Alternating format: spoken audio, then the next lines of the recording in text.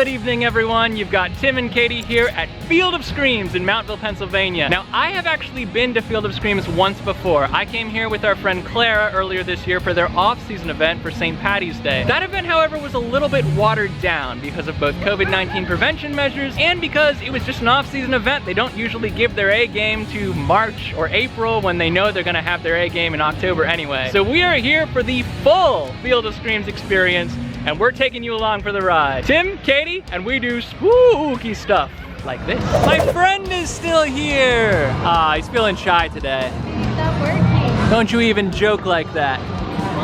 Don't even joke like that. Ooh, now stuffed waffles sounds new and interesting. We got a couple of houses to knock out first, but I am definitely coming back for some of those.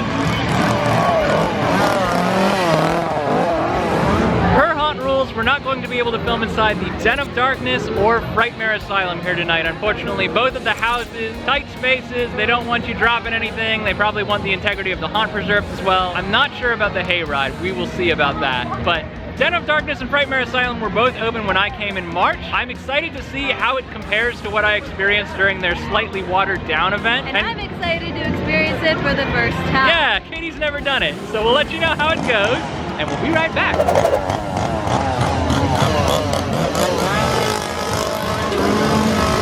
So we just did the Den of Darkness. Really intense, fun, definitely was scary, but yeah. I enjoyed it. And as far as how it compared to what I experienced in March, there's a lot more production value in that house than was here in March. There's a wall of dead bodies that kind of moves like the Necronomicon, but like sewn into a wall. Mid-sized animatronics that are pretty impressive. There's like a corpse that pops out of the wall, a spider that jumps out at you. For those with claustrophobia, this house is gonna be a little bit intense. The crawl space is very tight. You gotta crawl through the literal ceiling of the house. It's a really fun experience if you can take it. Just know that it's very hot and very sweaty in there too. Yeah, it was a little hot. Oh. Alright, so we just finished with Frightmare Asylum. Now that, I actually thought was a little bit more fun. Yes, and a little bit less dark. Less intense, more fun. Yeah, it does have a lot more interaction with scare actors. They do tell you on the way in, don't touch them, they may touch you. And they did. On the way in, I got my head patted like a good little asylum inmate.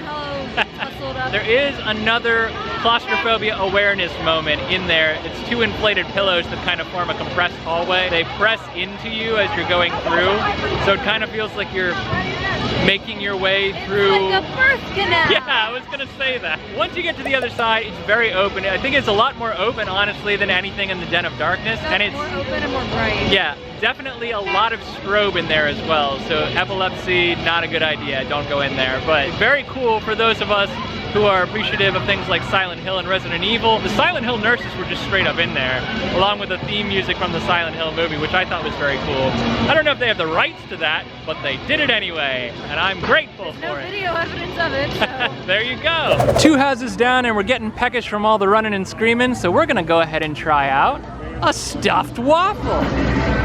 Waffles. Good God, just look at them. They're amazing. I haven't even seen the whole picture yet. Okay, so they do have actual tables. They have like an eating area, but we wanted to step away from the music because it's very, very loud over there.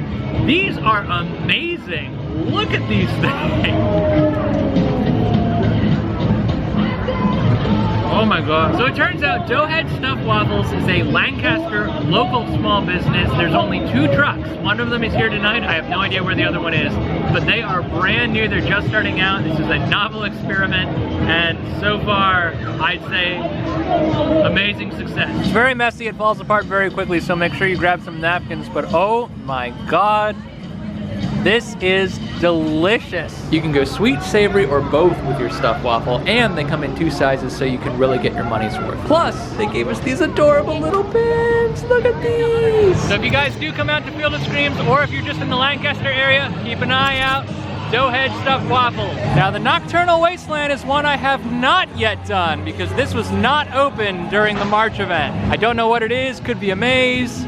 Looks like it's probably a maze. I don't know whether it's a good sign or a bad one that there is no line for this attraction at all. Okay, I was very wrong. This is a huge line for this attraction.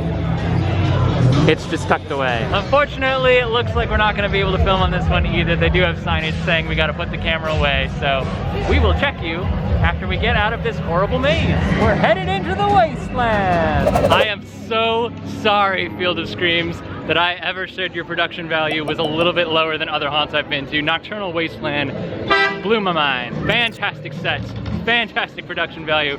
Really wish I could have taken you on the trail as, you know, with the camera, but it wouldn't have been the best footage, honestly, if I had. We are on our way now to the very last full-scale attraction of the night. This is the Haunted Hayride, and it is arguably what Field of Screams, Pennsylvania is most famous for, so I got high expectations for this one. People tend to form lines around attractions that merit them, so high expectations.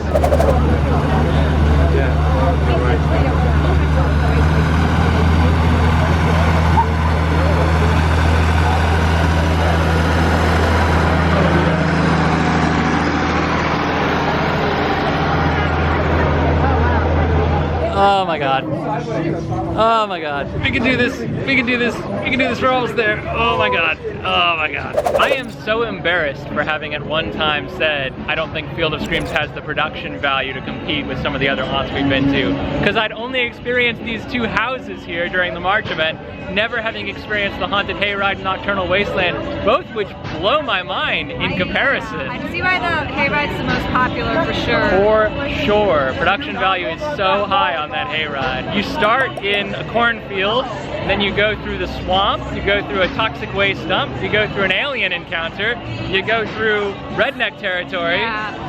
It sounds like we're describing a season of Archer, but it's a ride. My favorite scene personally was this big greenhouse with spiders and spider-like creatures, and that was my favorite because it was all practical effects. It was all lighting, it was all animatronics, there were no people in there scaring you, it was all just things coming out of the walls. There were actually people in there well, they never came. They just didn't come up to us. They didn't come near us. By the way, the front of the carriage is exactly where to sit if you don't want to be hassled. The scare actors do get up very close and personal. Not that you get to choose, but if you're sitting in the front, you know you're pretty safe. I thought I was dead meat when I sat in the front, but I was actually pretty safe. There are also some like drips and some sprinkles every once in a while. There's some water effects, so it's another reason not to have the camera on the ride, frankly, is you're gonna get it wet. I will say that the finale is what I'm gonna call House of Chainsaw. When you hear someone say, "Now you're in my world," cover your butt. I am speaking literally. They really? Cover your butt. I had meant to mention earlier, but I totally forgot that we do have VIP Scream passes here tonight. What that means is we get certain discounts on games, certain discounts on merch, and we have front of line privileges for all 4 attractions. Now this was about $50 per person. Honestly, I thought it was well worth it for everything we were able to accomplish tonight. Now in order to get our money's worth out of the VIP Scream passes for these games, you have to spend about $25. Each game is about $1. So I don't think it's worth our going all in on games tonight unless it was all we were gonna do.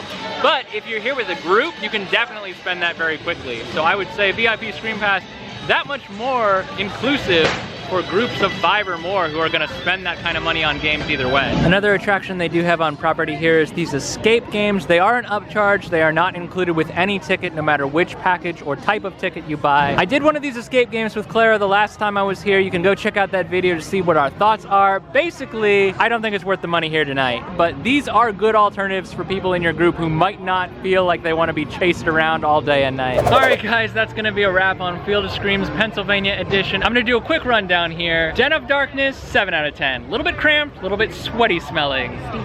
Frightmare Asylum, 8 out of 10. A little bit more open, a little bit more character interaction, liked it a lot. Nocturnal Wasteland, 10 out of 10.